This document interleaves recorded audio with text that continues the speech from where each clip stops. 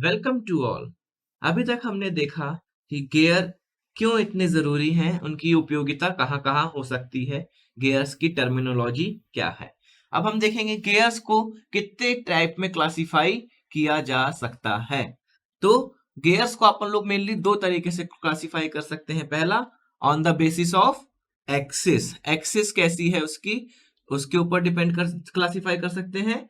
On the basis of दूसरा, meeting engagement कैसा है, इंटरनल है कि एक्सटर्नल है, इसके बेसिस में। मतलब पहला, अगर एक्सिस के माध्यम से एक्सिस की बात करें तो गियर क्या है, दो गियर आपस में मीट करते हैं तो वो किसी ना किसी शाफ्ट में होंगे, मतलब उनकी एक एक्सिस होगी। तो वो एक्सिस कैसी है उस बेसिस में क्लासिफाई करेंगे, तो on the basis of axis हो जाएगा। अगर वो अंदर ही अंदर मिल रहे हैं तो इंटरनल गियर, बाहर बाहर मीट कर रहे हैं तो एक्सटर्नल गियर, तो on the basis of engagement. तो एक्सिस में देखें तो अब हम लोग मान लेते हैं एक्सिस में पहला क्या है कि जब एक्सिस क्या हो अपनी पैरेलल, मतलब बोथ एक्सिस आर पैरेलल, दोनों एक्सिस क्या हो पैरेलल। तो अब दोनों एक्सिस पैरेलल होंगी तो मैंने आपको क्या बोला, गियर में क्या है, वेलोसिटी रेशियो क्या अपने को चाहिए, कांस्टेंट चाहिए। गियर की यही खासियत है कि वेलोसिटी रेशियो कांस्टेंट मिलता है।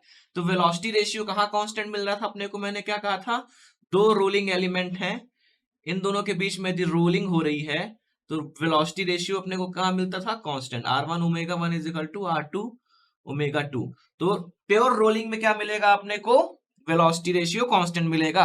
लेकिन इसमें जैसे जैसे स्पीड बढ़ेगी तो प्योर रोलिंग की नहीं, स्लिप आएगा तो प्योर रोलिंग डिस्टर्ब होगी, जिसके कारण वेलोसिटी रेशियो अपना डिस्टर्ब होगा। गियर में भी अपन लोग क्या करेंगे, पहले देखेंगे कि अगर एक्सिस पैरेलल है, अगर अपने को पैरेलल एक्सिस को कनेक्ट करना है तो उसमें कौन सी सरफेस ऐसी है जिसमें प्योर रोलिंग अपने को मिल सकती है। अगर एक्सिस पैरेलल है तो ध्यान दीजिए, दो सिलेंड्रिकल सरफेस के बीच में आपको वो मिल सकता है, क्या कहते हैं, प्योर रोलिंग एक्शन मिल सकता है। ये मान लीजिए एक सिलेंड्रिकल सरफेस है, ठीक है, उसके बाद एक सिलेंड्रिकल सरफेस और मैंने बनाई यहां पे।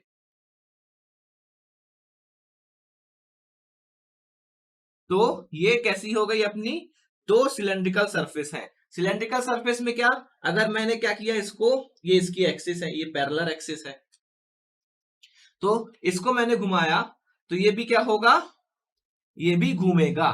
तो ये पैरेलल एक्सिस है जहां पे दो सिलेंड्रिकल सरफेस में क्या हो रहा है, प्योर रोलिंग मिल रही है। अब अपने को क्या करना है, स्पीड बढ़ाना है तो स्पीड में अब बढ़ाएंगे तो रोलिंग में स्लिपिंग हो जाएगी, जिसके कारण प्योर रोलिंग नहीं मिलेगी।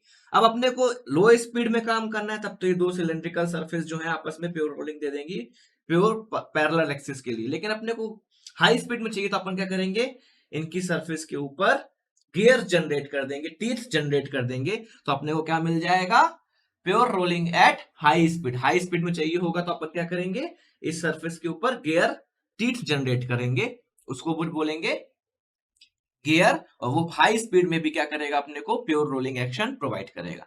तो इसमें सबसे पहला आता है कौन सा, स्पर गियर। स्पर गियर क्या होता है, अब मैंने आपको बताया, ये कोई गियर है, ठीक है, यहां पे इसमें क्या होता है, इसका टॉप लैंड रहता है, यहाँ पे टॉप लैंड रहता है। तो स्पर गियर में क्या रहता है, जो टॉप लैंड रहता है गियर का, ऐसे समझिए,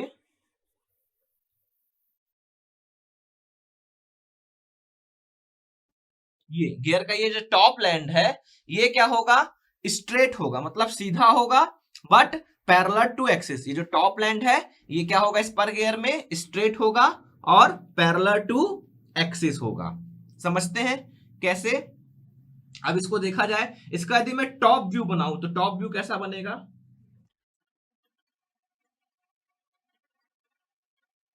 ये एक गियर हो गया, अभी दूसरा गियर, इससे क्या हो रहा है, मीटिंग हो रही है, मीटिंग हो रही है दोनों गियर की, दोनों की एक्सिस क्या है, पैरेलल है। तो इसमें गियर, इस टीथ क्या है, इसके टीथ, स्पर गियर की टीथ कैसे रहते हैं, स्ट्रेट और पैरेलल टू एक्सिस। तो ये पैरेलल टू एक्सिस अपने को टीथ दिख रहे हैं, दिख रहे हैं, इसमें भी तीर क्या होंगे, पैरेलल टू। ये मैं टॉप व्यू बनाया हूं दोनों के एंगेजमेंट का, ठीक है। तो इसमें क्या है, टीथ, ये गियर आप टॉप से अगर ऊपर से देखेंगे तो ऐसे एक्सिस क्या है, दोनों की पैरेलल है, और स्पर गियर में टीथ कैसे रहते हैं, स्ट्रेट, टीथ सीधे हैं और क्या है, पैरेलल टू एक्सिस हैं। तो इस तरह के जो गियर्स रहेंगे उसको क्या बोलेंगे, स्पर गियर। अब ये वाले गियर जो है 99% फेल हो जाते हैं। क्यों फेल हो जाते हैं, अब ध्यान दीजिए, इसमें जब टीथ पैरेलल होंगे और स्ट्रेट रहेंगे तो क्या होगा, जब इंगेजमेंट होगा तो सडन इंगेजमेंट होगा। मतलब दो गियर आपस में कांटेक्ट में आए, एक गियर ये वाला, ये गियर ये वाला, दोनों आपस में कांटेक्ट में आए, लाइन कांटेक्ट बनाए, एक दूसरे के ऊपर सडन इंपैक्ट लगाए, सडन इंपैक्ट लगाए और फिर तुरंत डिसंगेज हो गए, फिर अगला टीथ मीट हुआ। फिर इस तरह में क्या होगा, जब सडन इंगेजमेंट होगा तो जो गियर की प्रोफाइल है, गियर की जो ये प्रोफाइल है, इसको बोलते हैं, ये जो कर्व्ड शेप दिख रहा है ये प्रोफाइल है। ये प्रोफाइल अगर सडन इंपैक्ट होगा तो उसमें बहुत ज्यादा स्ट्रेस होगा, बहुत ज्यादा फोर्स आएगा, जिससे ये प्रोफाइल क्या हो जाएगी, डिस्टर्ब हो जाएगी। और गियर जो अपने को क्या कर रहा है, कांस्टेंट वेलोसिटी रेशियो दे रहा है, वो इस प्रोफाइल के कारण ही दे रहा है। ये प्रोफाइल बनाने में ही गियर की 90% कॉस्ट लगती है। गियर जो है बहुत ही कॉस्टली प्रोडक्ट्स है। 90% कॉस्ट जो रहती है गियर की, ये प्रोफाइल मैन्युफैक्चरिंग में लगती है, क्योंकि इस प्रोफाइल के कारण ही अपने को ओमेगा 1 अपॉन ओमेगा 2 क्या मिलता है, कांस्टेंट। अब जब स्पर गियर में तीथ क्या है अपने, स्ट्रेट है और पैरेलल टू एक्सिस है, तो उनमें क्या होगा, सडन, मतलब दो तीथ ऐसे हैं, मतलब मान लीजिए दो तीथ ऐसे हैं, दोनों तीथ में क्या होगा, सडन इंपैक्ट होगा, ये ऐसे मूवेंगे, फिर सडन डिसंगेज हो जाएंगे, सडन ऐसे टकराए फिर ऐसे सडन हो गए, फिर अगला तीथ आएगा, सडन ऐसे टकराएगा, फिर वैसे वो डिसंगेज हो जाएगा। तो इस तरह में क्या होगा, सडन इंपैक्ट पड़ेगा तीथ पे। तीथ पे कहां से टकरा रहे हैं, तीथ प्रोफाइल से एक दूसरे से कनेक्ट हो रहे हैं, तो प्रोफाइल क्या हो जाएगी, इंपैक्ट के कारण डिटोरियोरेट हो जाएगी, जिससे फिर वो क्या रहेगा, गियर नहीं रहेगा, क्योंकि प्रोफाइल के कारण ही अपने को वेलोसिटी रेशियो कांस्टेंट मिल रहा था। प्रोफाइल क्या हुई, डिस्टर्ब हो गई, तो वेलोसिटी रेशियो कांस्टेंट नहीं मिलेगा। इस कारण से स्पर गियर जो है 99% फेल हो जाते हैं। अब आप बोलो तो फिर अगर फेल हो जाते हैं तो फिर पढ़ाए क्यों, क्योंकि कहीं ना कहीं तो इस्तेमाल होते होंगे, कहीं ना कहीं इस्तेमाल होते हैं। कहाँ इस्तेमाल होते हैं, 1% इस्तेमाल होते हैं, 1% यूज होते हैं। कहाँ पे, जहां पे अपने को लो वेलोसिटी रेशियो, मतलब लो स्पीड में रोटेट कराना हो, लो स्पीड पावर ट्रांसमिशन करना हो, वहां पे। अब पावर ट्रांसमिशन में स्पीड यदि कम है, स्पीड कम होगी तो जो एंगेजमेंट हो रहा है उसमें जो इंपैक्ट फोर्स आ रहा है वो भी क्या होगा, कम होगा। कम होगा तो वो क्या होगा, प्रोफाइल डिटेरियोरेट नहीं होगी। हाई स्पीड में तो प्रोफाइल तुरंत डिटेरियोरेट हो जाएगी, लेकिन लो स्पीड में इसको अपन लोग इस्तेमाल कर सकते हैं, जैसे कि क्लॉक्स। क्लॉक्स में आप लोग देखे होंगे स्पर गियर इस्तेमाल होते हैं। और एक बहुत अच्छा एग्जांपल, जो गन्ने की रस वाली मशीन रहती है, जो मैनुअल मशीन की रहती है, उसकी मैं बात करूं, जो हाथ से चलाते हैं, उसमें भी स्पर गियर्स रहते हैं, क्योंकि उसमें भी जो रहता है, देखो वो कितने धीमे धीमे मीट कर रहे हैं, कितनी लो स्पीड है, तो उतने में स्ट्रेस जो रहेगा, इंपैक्ट आएगा, उसकी प्रोफाइल झेल जाएगी।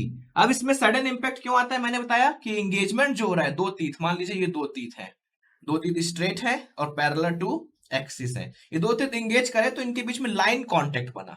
लाइन कांटेक्ट बिना तो दोनों के बीच में जो इंपैक्ट का ट्रांसफर हुआ वो बहुत ज्यादा हुआ। यहां से ये वाला ऊपर वाला जो ड्रिवन ड्राइवर होगा वो क्या करेगा, ड्रिवर को इजेक्ट फोर्स लगाएगा और ये ऐसे हो जाएंगे, जैसे तुरंत मिले तुरंत ऐसे हो गए, फिर अगला गियर तुरंत मिला तुरंत ऐसा हो गया। मतलब इंगेजमेंट कैसा हो रहा है इसमें, थ्रू आउट स्ट्रेट लाइन के बीच में इंगेजमेंट हो रहा है, लाइन इंगेजमेंट है, जो कि तुरंत इंगेजमेंट हुआ तुरंत डिसंगेज हो गया, इस कारण लाइन इंगेजमेंट हो रहा है, इस कारण इसमें सडन इंपैक्ट आ रहा है, जो कि खतरा है। इस कारण से ये सिर्फ लो स्पीड के लिए इस्तेमाल होते हैं।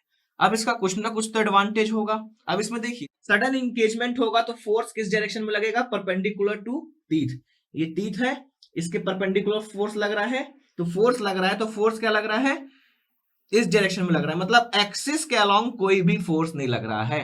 तो इसमें एक्सियल थ्रस्ट क्या है, एक्सियल थ्रस्ट जो है वो बिल्कुल भी नहीं है, ये इसका एक एडवांटेज है, एक्सियल थ्रस्ट नहीं है। और स्ट्रेट टीथ बनाने में अपनी जो कॉस्ट रहती है वो बाकी कंपैरिजन में थोड़ी सी कम रहती है। ये तो इसके दो एडवांटेज है, बाकी 99% ये इस्तेमाल नहीं होता है, क्योंकि हाई स्पीड में ये फेल हो जाएगा। और गियर आप लोग मेनली किसमें कर रहे थे, हाई स्पीड एप्लीकेशन के लिए ही इस्तेमाल कर रहे थे। अब इस प्रॉब्लम को ओवरकम करने के लिए, अब ओवरकम कैसे होगा, क्योंकि सडन इंपैक्ट कैसे आ रहा है, लाइन के एंगेजमेंट जो हो रहा है, जो एंगेजमेंट लाइन के फॉर्म में हो रहा है, अगर हम उसको लाइन में जो सडन इंपैक्ट हो रहा है उस लाइन को धीरे धीरे एंगेज करते हैं, मतलब जो एंगेजमेंट हो पहले पॉइंट हो, फिर लाइन, पहले एंगेजमेंट क्या हो, दोनों के बीच में पॉइंट हो, फिर एंगेजमेंट लाइन हो, और फिर क्या हो, वो पॉइंट होके अलग हो जाए, तो इस तरह का एंगेजमेंट होगा तो उसको क्या बोलेंगे, ग्रेजुअल एंगेजमेंट। तो ग्रेजुअली एंगेजमेंट हो दोनों टीथ के बीच में तो क्या होगा, इम्पैक्ट जो आएगा वो नहीं आएगा। तो इम्पैक्ट नहीं आएगा तो हाई वेलोसिटी में भी काम कर जाएंगे। तो इसके लिए अपने पास दूसरा गियर कौन सा आया, हेलिकल गियर। अब हेलिकल गियर में अपन लोग क्या करते हैं, उसमें भी जो टीथ रहते हैं, टॉप लैंड रहता है जो गियर का वो स्ट्रेट रहता है, लेकिन एक्सिस से इंक्लाइन रहता है। इसमें क्या था, एक्सिस के पैरेलल था, इसमें जो टीथ है वो एक्सिस के इंक्लाइंड है। कैसे,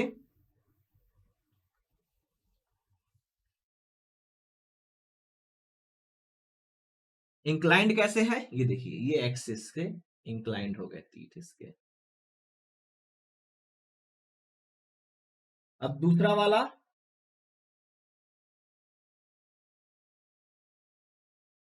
एक्सिस से वो भी इंक्लाइंड रहेगा, तो ये इंक्लाइंड हो गया। अब हेलिकल गियर जो रहते हैं उसमें दो तरीके से इंक्लिनेशन आप लोग देख सकते हैं। कैसा, एक लेफ्ट हैंड इंक्लिनेशन, अगर एक्सिस से लेफ्ट हैंड तरफ इंक्लाइन कर रहे हैं तो वो लेफ्ट हैंड इंक्लिनेशन कहलाएगा या लेफ्ट हैंड हेलिकल कहलाएगा, और एक्सिस से राइट के साइड में आप लोग इंक्लिनेशन दे रहे हैं तो वो राइट हैंड हेलिकल या राइट हेलिकल कहलाएगा।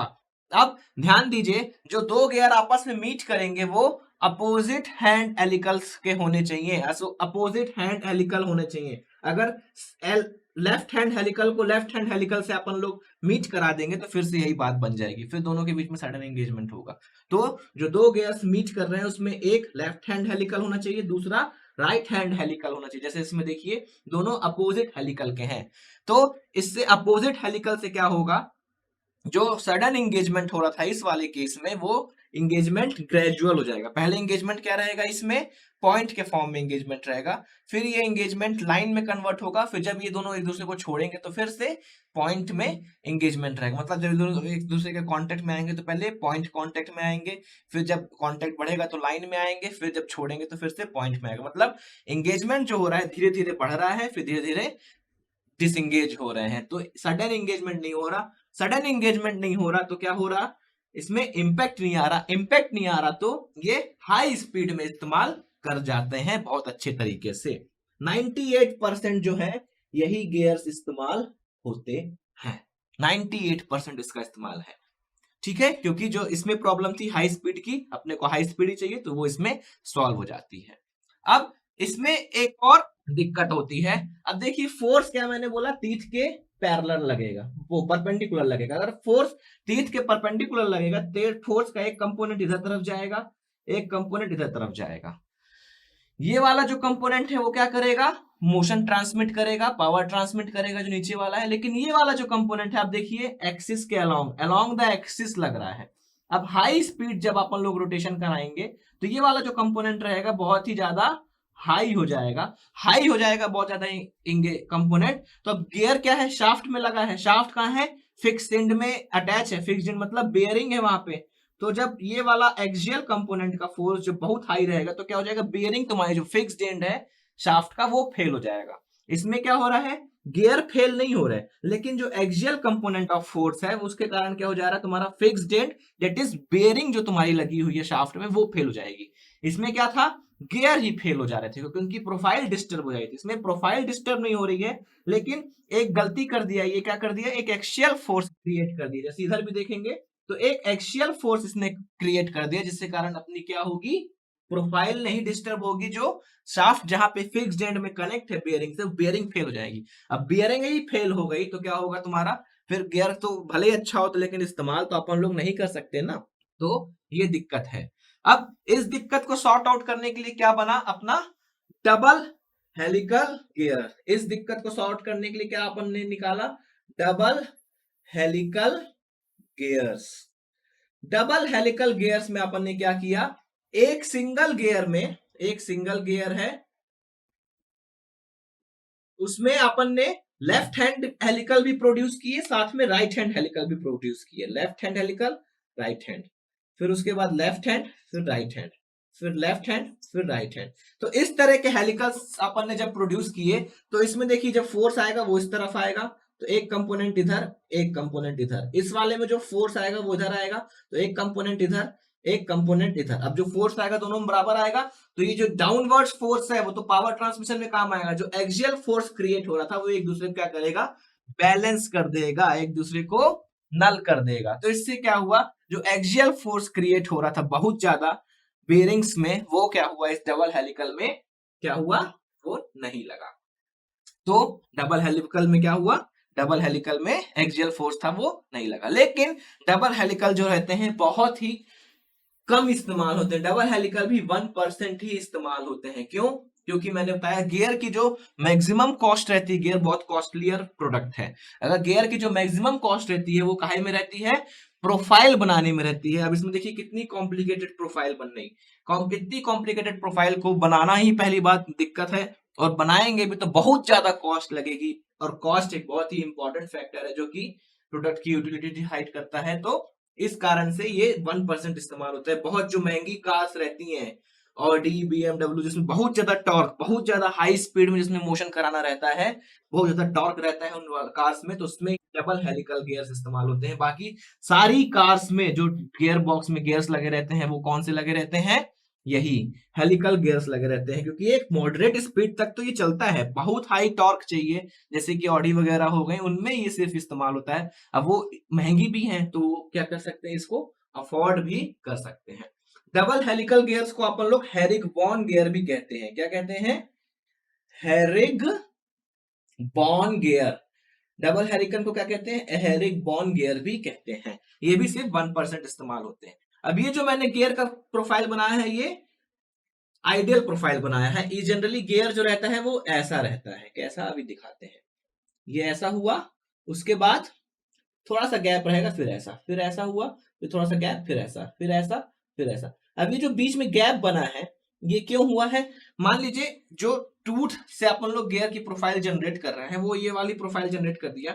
अब ये वाली जनरेट करना है, टूथ को पास होने की जगह होनी चाहिए बीच में, तो इसलिए टूल रन है। जिससे क्या होगा, इसको क्या बोलते हैं, टूल रन। जहां से टूल रन करके इस सरफेस को क्रिएट करेगा, टूल को पास होने की जगह दे रहा है ये वाला space. So I hope helical gears आपको क्लियर हुए होंगे। इसमें हाई स्पीड इस्तेमाल अपन लोग कर सकते हैं, लेकिन यदि बहुत ज्यादा हाई स्पीड इस्तेमाल करना हो तो फिर डबल हेलिकल। 98% जो है हेलिकल गियर्स होते हैं। हेलिकल गियर्स को किंग ऑफ गियर्स भी कहा जाता है।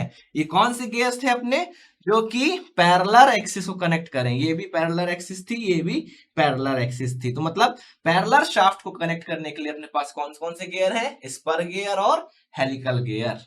आई होप ये गियर्स आपको क्लियर हुए होंगे। Thanks for paying your attention.